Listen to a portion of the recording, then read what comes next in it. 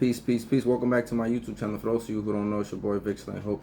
And in this video, I'm going to be talking about how the major split in Islam happened, right? The first major split, which created the groups of the Sunni and the Shia, right? So I'm going to give you a little history. So anyway, it all started during the rulership of the third rightly guided Khalifa, which was Uthman bin Affan, right? And during his rule, and there came a group of people who started to conspire against him, right? And they started to say things about that he was showing favoritism. They were starting to say that he was appointing like his own family members into leadership, and they tried to say he was stealing money. So there was this whole big thing that these people were kind of like conspiring, right? And the group of these people came from like Khurasan, which was a region around like Afghanistan, Iraq, Iran, somewhere out there in that region, right? And they started saying these things. They started making these claims, and of course he defended the claims, right? He said, like, before I came to Islam, I had money, right? Like I was rich, and I used my money to kind of like contribute and to donate to Islam. So he always had money. So for him to be stealing it doesn't even really make sense, because he had money, right? And he used his money to kind of like help Islam grow, and expeditions and war. So he always was very generous, if you read about this companion. So they're trying to say he was appointed, he was showing favoritism. And Uthman, he came from Banu Umayyah, which was this tribe, this Arab tribe, right? Which later on they became the Umayyad dynasty, the Umayyad Caliphate, which kind of like ruled the Muslim world, and they was the ones that kind of like went into Spain, right? So anyway, Uthman was from Banu Umayyah, and Uthman, there was a guy named Muawiyah. Muawiyah was his relative, right? And Muawiyah was the son of Abu Sufyan. Abu Sufyan was a man that fought against the Prophet Muhammad sallallahu alaihi wasallam when they had the battle of Badr and Uhud, right? But then later on, Abu Sufyan became a Muslim. A lot of the Arabs that kind of like fought against the Prophet Muhammad sallallahu alaihi wasallam, like Khalid bin al-Walid, right? Amr bin al-As, a lot of these people became Muslims. So anyway, when Muawiyah was president, because he was the governor of Syria, of Damascus, right, at the time when Uthman was the ruler, he told him, when he heard the claims that these people were making, he told Uthman, these people are conspiring against you. Like, let me protect you. Let me take you from here, which the seat of power was Medina, right? This was the capital of the Muslim state for a long time. And he said, let me take you to Damascus. He said, where the people of Damascus will love you and you will be protected, because these people are conspiring against you. And Uthman said, no, like, I don't have no right leaving the city of the messenger, Muhammad sallallahu alaihi wasallam. So he kept telling him, like, yo, these people are clearly conspiring against you. They're plotting against you, and you're not safe here. So he said, at least let me leave an army behind so that they will protect you.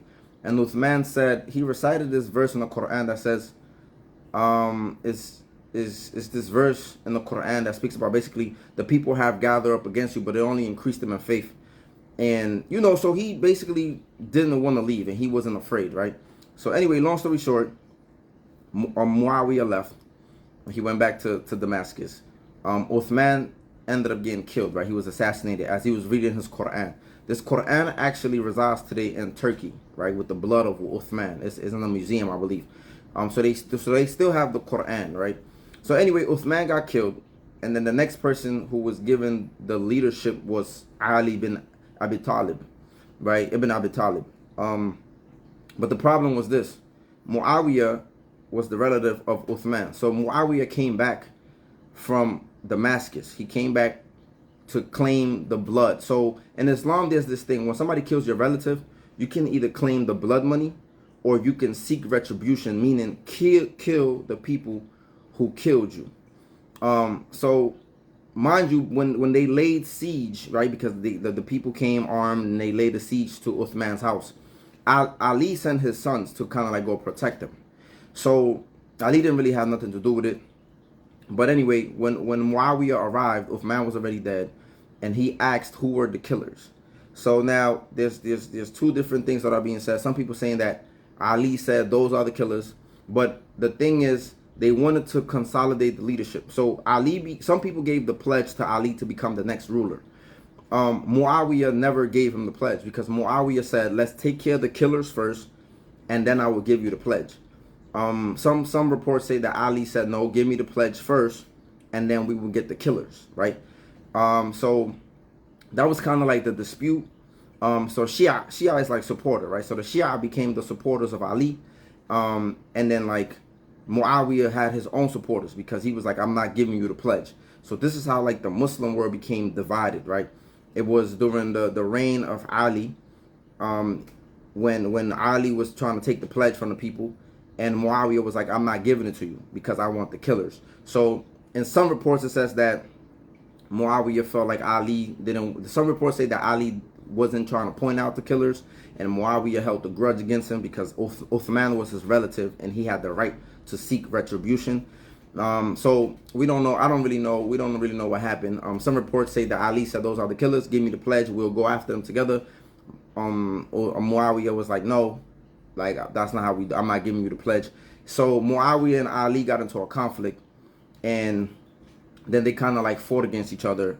So this was like the major split. Ali also, he changed the capital of the Islamic State from Medina to a place called Kufa in Iraq. He lost a lot of supporters because of this, because a lot of people felt like he should never change the capital, especially, you know, this was the town of the messenger. This was the Medina was the place that supported the Prophet Muhammad sallallahu alaihi wasallam. So when Ali changed the capital, he lost a lot of support from a lot of people for that. And he couldn't really consolidate. He didn't have the tranquility to even lead, right? To even do anything for the Muslim world, because it was a lot of battles going on. It was a lot of wars. It was a lot of things going on between the companions. Muawiyah never gave him the pledge. And what happened was, after Ali passed away, Al-Hassan, which was one of the Ali's sons, right?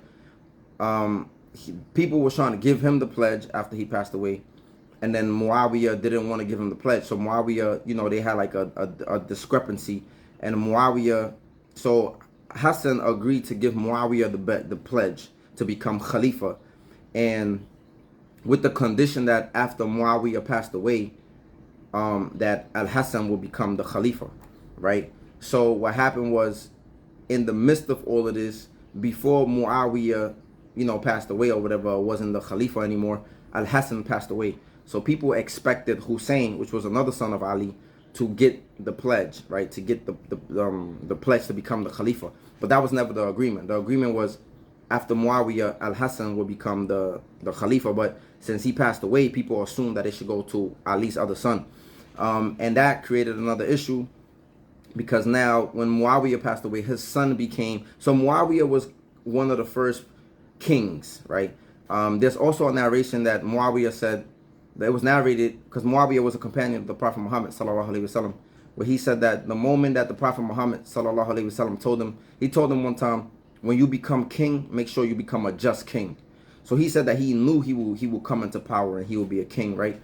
So yeah, and they saying this is when the Prophet Muhammad sallallahu alaihi wasallam, he also said that there will be 4 rightly guided Khalifas, and after them, it will be a lot of kings that will come. So, you know, so Muawiyah, they're saying he was like the first king, right? And then after that, his son became Yazid bin Muawiyah, became the Khalifa or the ruler, and his son, you know, got into beef with Ali's son, Al-Hussein, and then, you know, there was a massacre that happened where they killed Hussein, and so it was a lot of stuff that happened. And then, but the major split was between Ali and Muawiyah, when Muawiyah didn't want to give him the pledge, and Shia literally means supporter, right, or sect.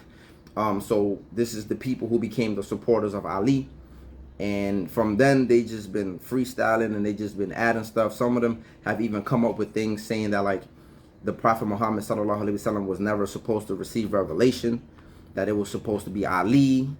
Like they be saying that the angel Jibril made a mistake. Like these people have gone to the furthest extents to kind of like make up a lot of things. But yeah, that was the biggest major split in Islam. that the Muslims have never really been able to recover from, even though the Muslim world still became united after this whole conflict, and this whole issue. But this was like the first major big split in the history of Islam. I feel like I'm forgetting something, but I don't want to make this video too long. But hopefully y'all enjoy it. Assalamu alaikum wa rahmatullahi wa barakatuh.